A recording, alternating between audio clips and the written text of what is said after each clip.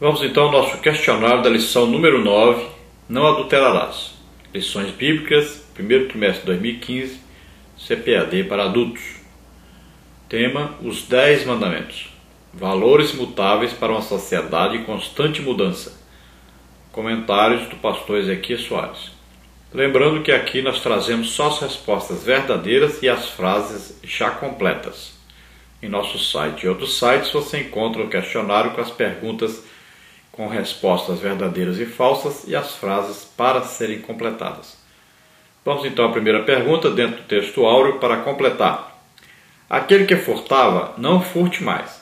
Antes trabalhe, fazendo com as mãos o que é bom, para que tenha o que repartir com o que tiver necessidade. Carta do apóstolo Paulo aos Efésios, capítulo 4, versículo 28. Dentro da verdade prática, agora a segunda pergunta para completar. O 8º mandamento diz respeito à proteção da propriedade e abrange grande número de modalidades de furto sobre os quais o cristão precisa vigiar para não cair nas ciladas do diabo. Agora, dentro da primeira parte, o 8º mandamento, pergunta número 3. Qual a abrangência do 8º mandamento, não furtarás? Numa leitura superficial, parece tratar-se apenas da proibição de simples furto ou mesmo da aquisição ilegítima de propriedades ou possessões de outras pessoas ou grupos, mas o mandamento vai muito além disso. Diz respeito a qualquer negócio com vantagem ilícita e que deixe o outro no prejuízo. Estende-se ainda a provisão de emprego para que todos possam ganhar seu sustento de maneira digna e honrada, e isso envolve justiça social.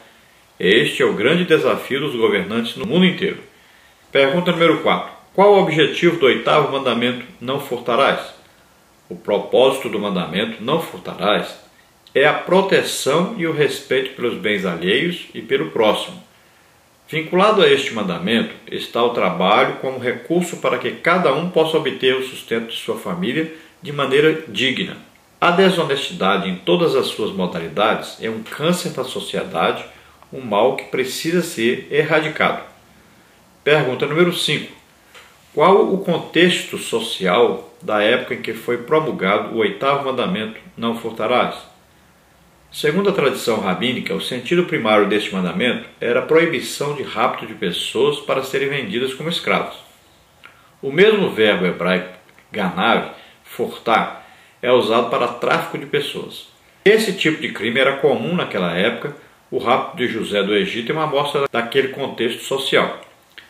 O Novo Testamento menciona essa prática perversa. A interpretação rabínica é aceitável e tem apoio da maioria dos expositores do Antigo Testamento, mas o 8º mandamento não se restringe a isso. Parte número 2, legislação mosaica sobre o furto. Pergunta número 6. Qual era a pena por furto de bois e ovelhas? A pena para quem furtasse animais em Israel era a restituição de 5 para cada boi e de 4 para cada ovelha. Era uma pena mais leve que a do Código de Hammurabi, cuja restituição era de 30 vezes para cada animal. Mas se o animal estivesse vivo, a punição era restituir o dobro.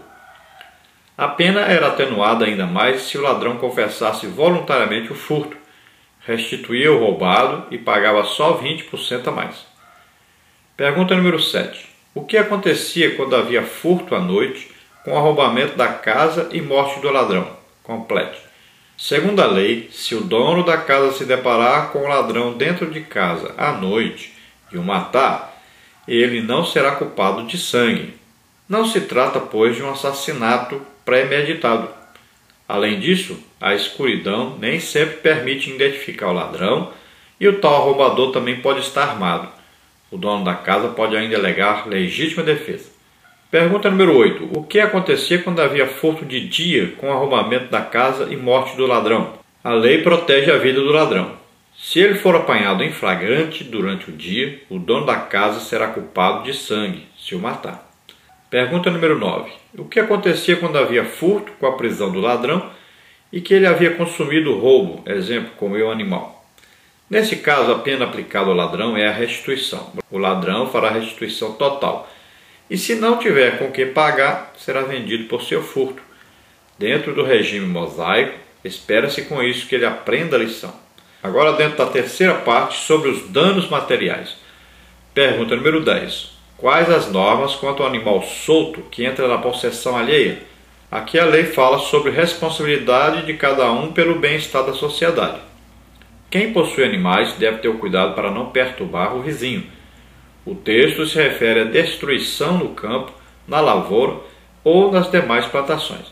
O dono do animal é condenado pela lei a indenizar o proprietário prejudicado com o melhor do seu campo, visto que o estrago no campo ou na vinha do outro não foi voluntário. Ele apenas largou o animal deixando-o solto. Pergunta número 11.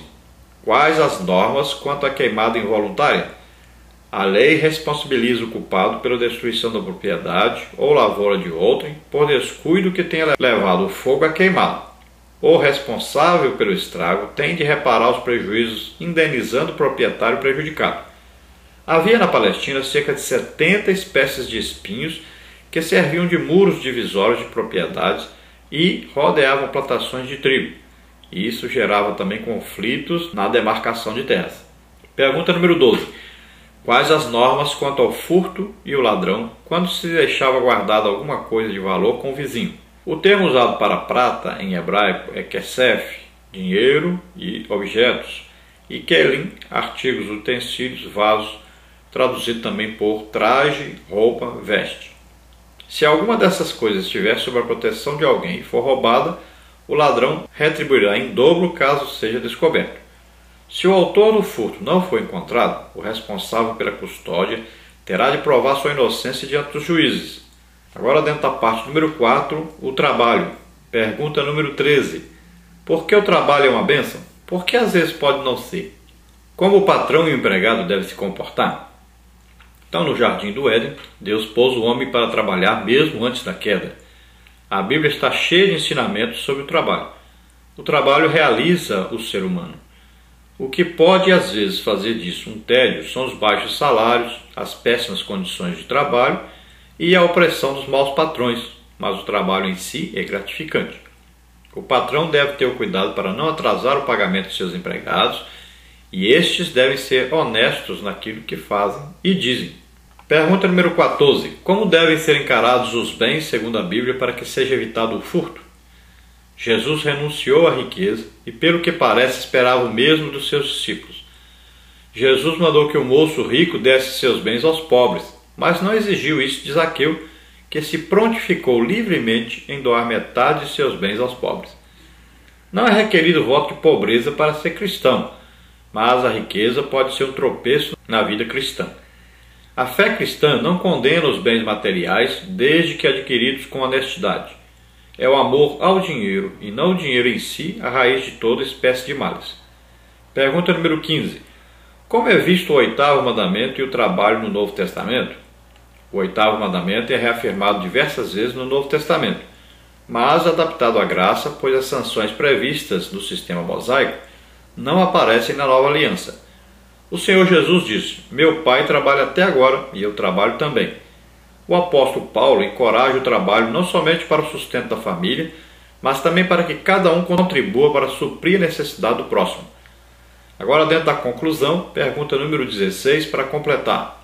O cristão deve ter bom testemunho e exalar o bom perfume de Cristo onde viver e por onde passar, e dessa maneira Deus será glorificado. Glória a Deus, aleluia. Olha, você que está aí nos assistindo, nós queremos convidar você a estar conosco em uma das programações que nós estaremos agora neste mês de março e nos próximos meses. Nós temos marcado aí alguma coisa. Se você quiser nos convidar para estarmos aí com você em sua cidade, nos convide, estaremos aí. Lembrando que nós não cobramos para estar em qualquer lugar onde nós vamos. Então, nesse mês de março, nós estaremos aí no dia 14 e no dia 15 em Martinópolis, São Paulo. É aí pertinho de Presidente Prudente. E nós estaremos em um congresso de jovens. Estaremos orando por cura, batismo do Espírito Santo, libertação, por dons espirituais. Estaremos ali então ganhando almas para o Senhor Jesus. Então, esteja ali conosco. Nos dias 28 e 29 de março, nós estaremos aí em São Paulo, capital, no setor 18, aí na Vila Espanhola, e nós teremos ali um simpósio de EBD, e também um culto à noite. Esteja ali conosco e participe ativamente desse trabalho.